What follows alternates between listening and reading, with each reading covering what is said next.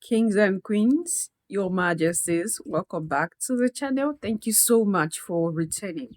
Trust you and yours are well and you're loving yourself and others like always. Many thanks to all of you for the support you give to the channel.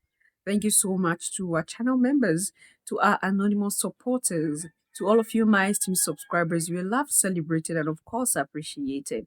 Many thanks to Yikwaba for the super thanks gifted to the channel, to all of you for giving our videos thumbs up, for leaving comments, for sharing our videos. You are all loved, celebrated, and appreciated, Your Majesties. It is with a heavy heart I'm making this video. I don't know when this video is going to go up, but as of yesterday, information reached us that there was something, disheartening that happened in the Sahel, Burkina Faso precisely. They've been raining attacks on Mali, which I've been bringing it here to you, where the Malian government had accused France of supporting Ukraine to come destabilized. Okay, there was a connection that was connected to Ukraine, and when you do a deeper analysis, it connected to France because France supports Ukraine with ammunition and other things. It's with a heavy heart I'm making this one because about 50 soldiers were unalived in Burkina Faso, and some of their equipment they went away with them. And the way these terrorists, so-called terrorists, we know who backed them anyway. It's not hidden anymore. It's not hidden anymore. We know that France is behind all this. The collective West worked together with France to do what they did.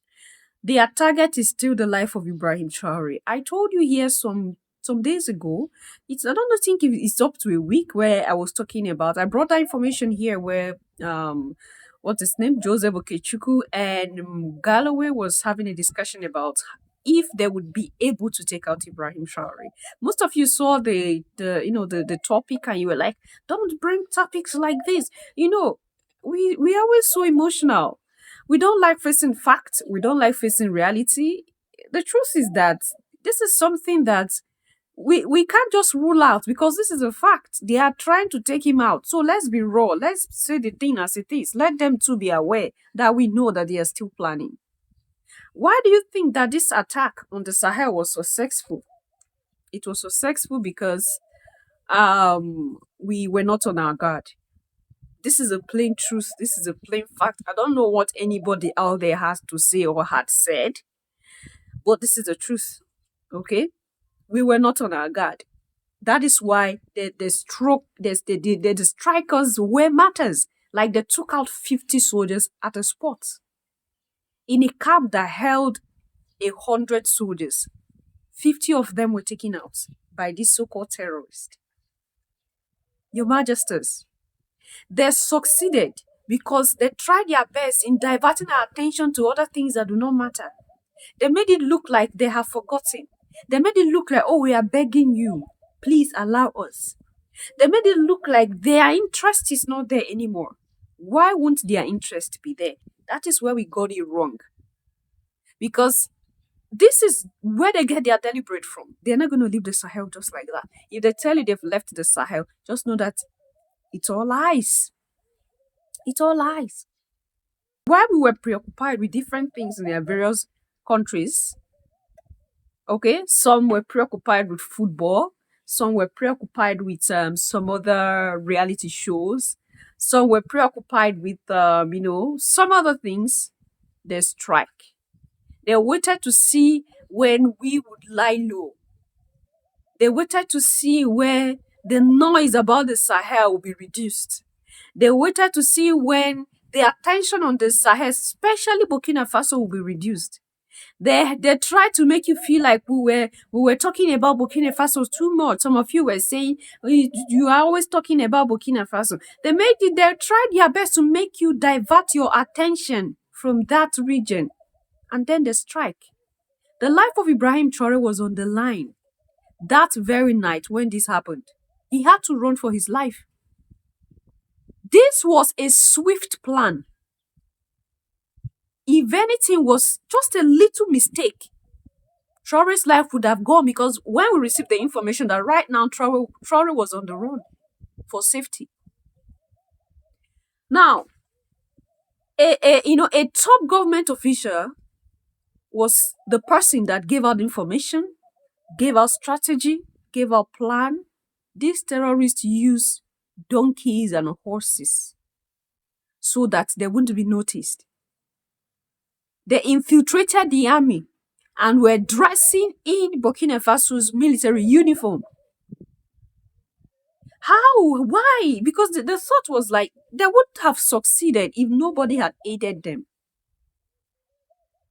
And then the shameless high ranking, anyway, his name was not, we were not giving the name. He's under custody right now. He's being questioned. And while he was questioned, he confessed to the fact that he received, that he received 25 billion CFA franc, which is equivalent to 41 million US dollar. He received that amount to, prepare all these arrangements, infiltrate the army of that particular region, because they wanted to wipe out the whole camp so that they can take over the camp.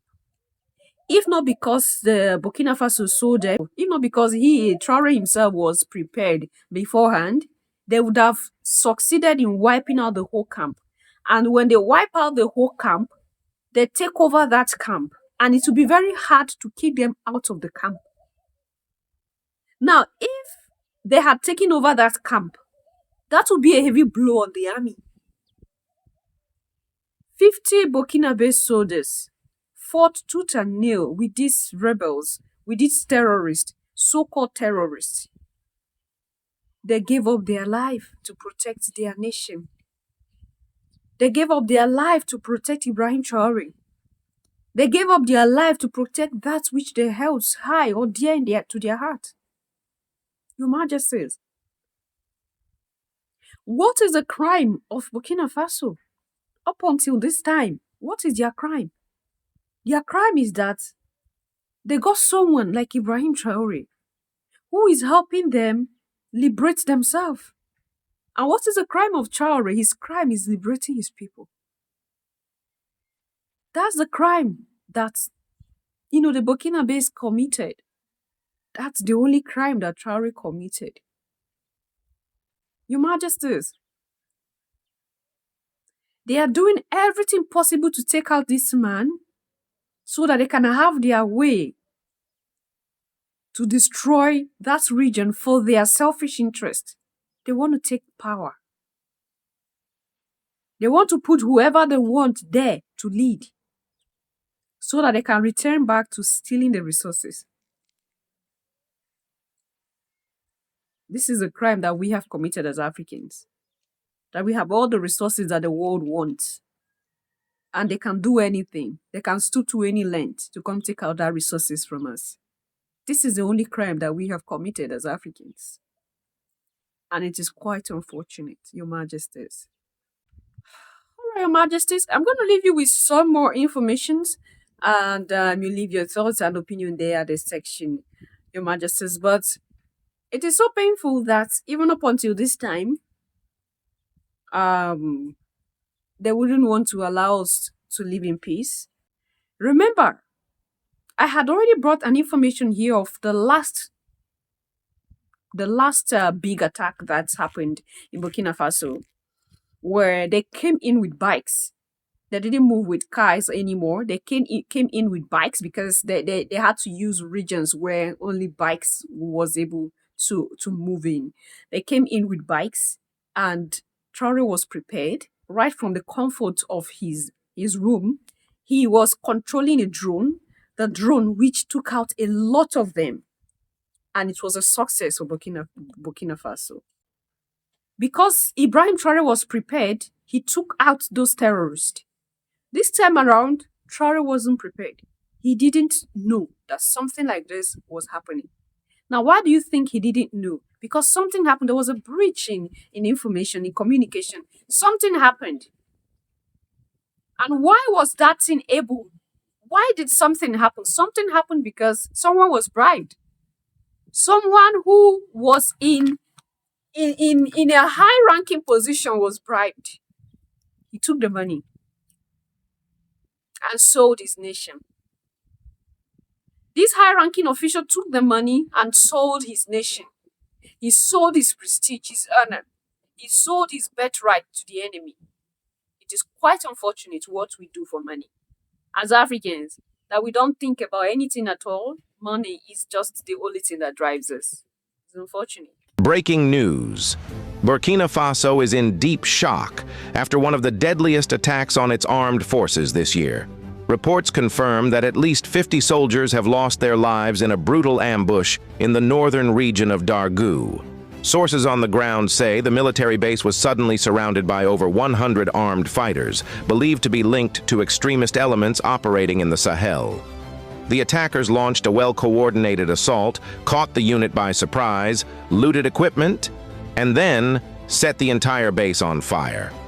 Among the weapons seized were 3 MG-42 machine guns, several automatic rifles, and 9 mortars.